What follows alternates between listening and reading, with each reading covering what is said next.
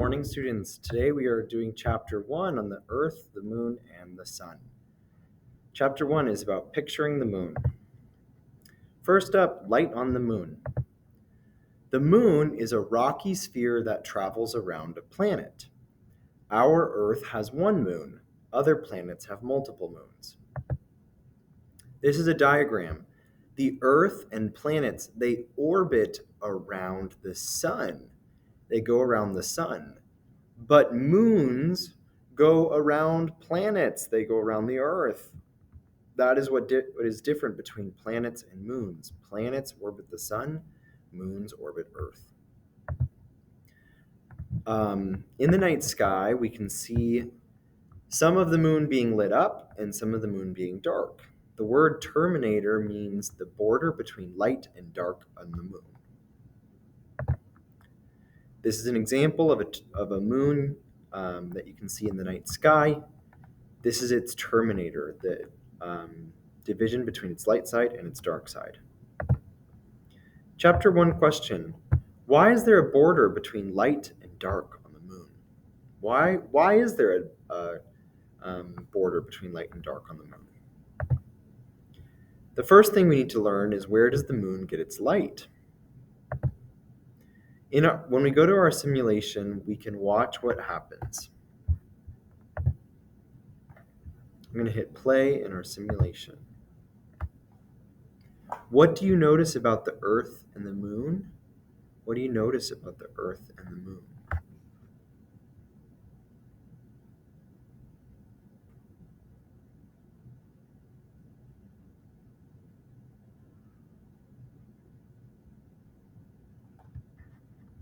Good.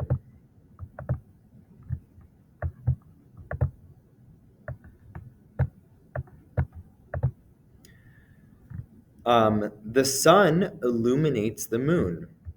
Illuminate means to shine light on an object and make it visible. The sun is a star that is the main source of light at the center of our solar system. The moon does not make its own light. It's a rock. The sun illuminates the moon. The moon gets its light from the sun. Light from the sun. Once again, sunlight comes from the sun. It hits the Earth and hits the moon. The sun illuminates the half of the moon that is facing it, and the other half is dark. In our simulation, we can see that the moon, half of the moon will always be lit up by the sun. Half of the moon will always be lit up by the sun. Half of the Earth will always be lit up by the sun. Half of these things will be lit up by the sun. The sun also sends its light directly to Earth.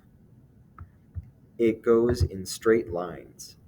Light from the sun travels in straight lines, straight toward the moon and straight toward Earth. We also want to talk about scales and models. Look at these two diagrams. What do you notice? What is the difference between to scale and not to scale? To scale over here and not to scale. Scale is the relative size of things. So when we say something is to scale, it means things are proportionally large. When we say not to scale, it means the things are not proportional to make a point. So this one looks more to scale because that looks like the actual size football players will have on the football field.